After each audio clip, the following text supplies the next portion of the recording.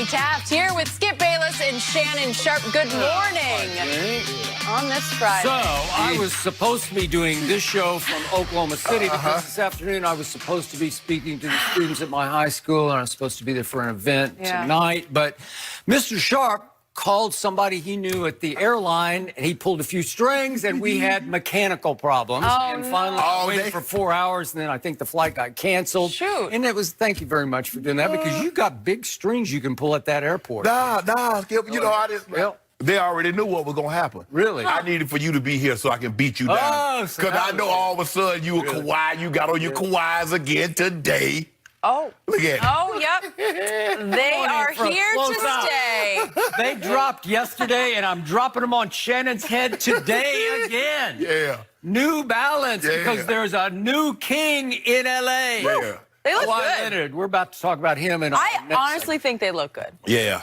I was driving by You Cedar. jealous? I was driving by Cedar Sinai yesterday, saw like 17 pair of them. Really? Yeah. Oh, my gosh. Well, they seem to be working for Kawhi, considering the night he had, Shannon, and that 38-point game last night. We will get there. We also have to talk about the Cowboys. Have they had too much time off between games? But we are going to take a look at what happened last night. It turned out to be a duel of quarterbacks in the desert. Jimmy Garoppolo put up over 300 yards and 4 touchdowns, both season highs. On the other side, Kyler Murray led the Cardinals with almost 250 yards through the air and a pair of touchdowns, including an 88-yard touchdown strike that brought the game within 3 points after a successful 2-point conversion. But the Niners would run the remaining 4+ minutes off the clock and hang on for the 28-25 win. So, Shannon, what is your biggest takeaway from last night? Skip, I was really impressed with Jimmy Garoppolo. Skip, you know, like when the 49ers play on Sunday,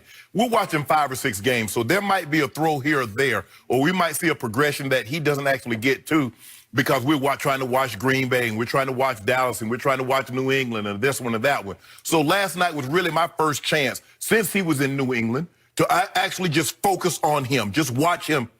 And Skip, he gave me an indication. Now I see why Coach Belichick was willing to make that move. That was really, now I was like, okay, you know, you hear, but Skip, he made some throws last night, and you watch him go through a progression. I think a lot of times fans just watch, he threw the ball, completed pass, okay, good. But no, he made some throws last night, and he went through some reads last night that you can see him going through. Like, he made a throw, it was 3rd and 11. He looks at the tight, I think it was the tight end maybe coming across. He's like, I don't know if he has enough for the first down. He comes backside. Emmanuel Sanders has run a whip route against Patrick Peterson, and he comes off it, takes the shot, throws it. I was like, okay, that's quarterbacking. That is big-time football. It's just not always about. And then you see the throw to George Kittle. There's a difference. That's what I'm talking about. You could have a 15-yard completion, or you could have a 30-yard touchdown, Skip Bayless. Which one would you like? Your guy would have put that ball behind the guy. He catches it, gets the first down, but he don't get the tub. Jimmy Garoppolo gives it to George Kittle. Skip, I find it harder and harder for me to keep saying that Travis Kelce is the best tight end in football. George Kittle is for real. Wow. He can block. He can run after the catch. He got wiggles. He has great hands. And talking to Kyle and people around him, he's legit. He's the real deal, Skip. Kyle Shanahan. Kyle Shanahan, the head coach. Yep.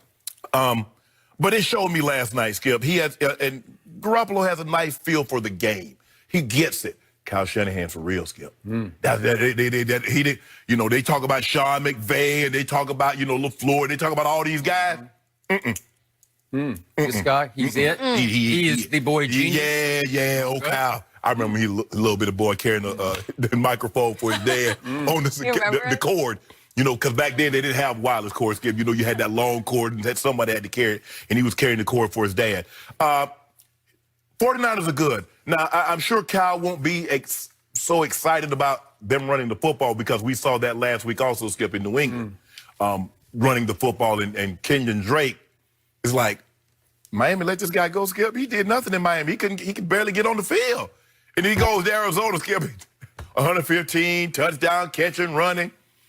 But I like what I saw from the 49ers. We're going to find out a lot more about them. They still got Minnesota, got Seattle on the schedule again. They got Green Bay. So we'll find out. But I was really impressed with what I saw with Jimmy Garoppolo last night, and it explains to why Coach Belichick was willing to make that move. I'm going to let you talk about, you know, what you saw, and then I'm going to follow that up with old Kyler. Oh. Speaking of Kyler Murray, I don't know. I got to get a new TV, but I saw a completely different game. Maybe I was on the wrong station. I don't know. Yeah, you were. Maybe I should have switched over to, I don't know. I thought it was on Fox. I had my TV I got on Fox. But you don't got HD. You need to pay extra $12 a month and get HD. Yeah. They shoot it in high def. Mine's in black and white. So. Yeah, Stick exactly. with what you know. I did tell you on yesterday's show that Kyler and company, as 10-point underdogs, would cover that spread. I told you this would be a close game, and they lost by only 3 points. It's pretty impressive against that team because that team came in on fire, right? Mm-hmm.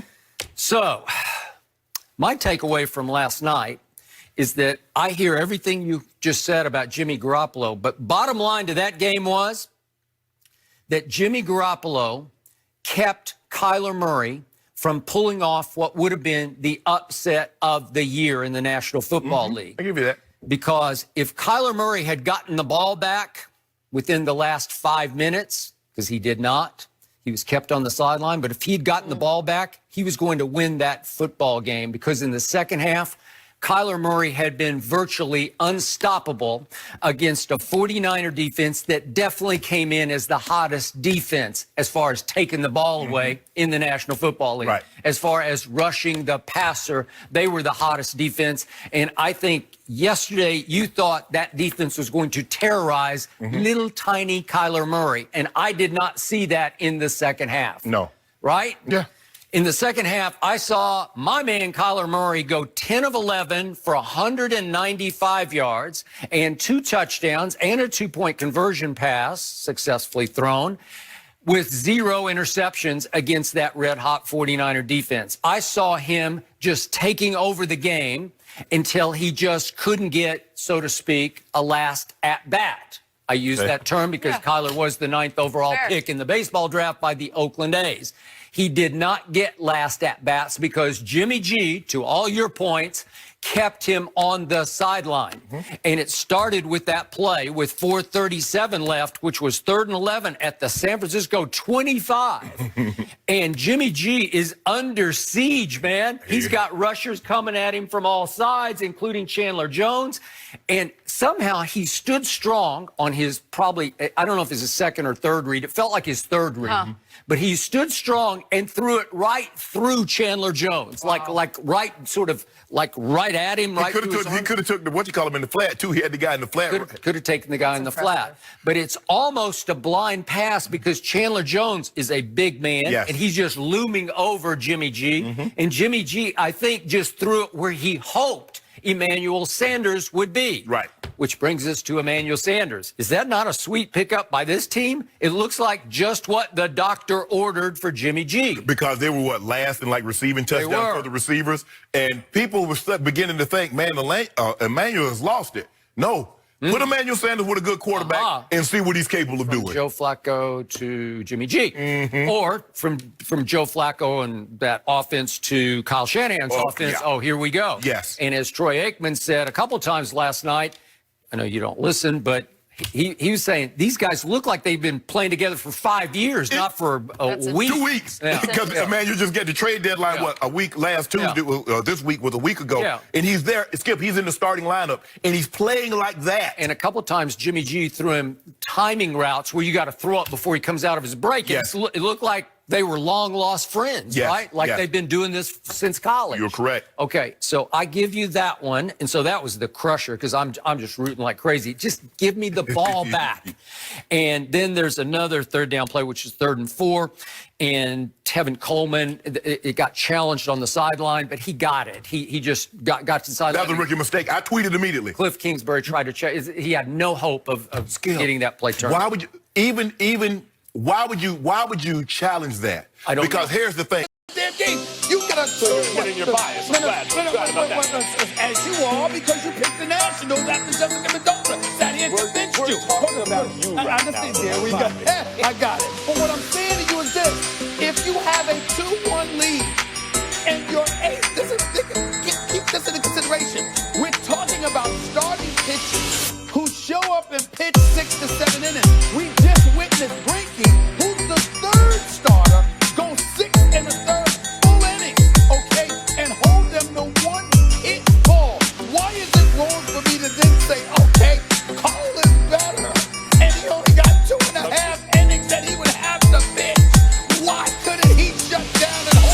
a 2-1 lead. You watched Madison Park Garden years ago against Kansas City on 3 days rest, if I remember correctly.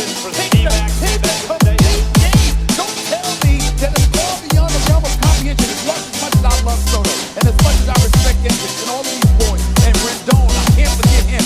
Don't tell me that it is beyond the realm of comprehension on your own turf for a game 7 for the best pitcher who's probably going to win the Cy Young to hold you scoreless for 2 and 2 innings. Come on. I'm taking that bet. He has a good shot at this. Cole would have pitched well. He's been pitching well. Like, I can't even remember the last time he gave up a good run. Right. So he has a good shot at it. He has those chances. That's still a long way from saying he would have gotten 11 out and not given up the one game. We agree that. Here's what I was saying earlier about that everything. I think he's in front of him. Fundamentally didn't understand. The high-level moment is not when you're up a couple of runs in the 9th inning with no one on base, right? I don't know what he was saying in home. The high-level moment is that the other team is feeling themselves. They're coming back on you. It's a 1-run game. Right. It's late. It's the 7th.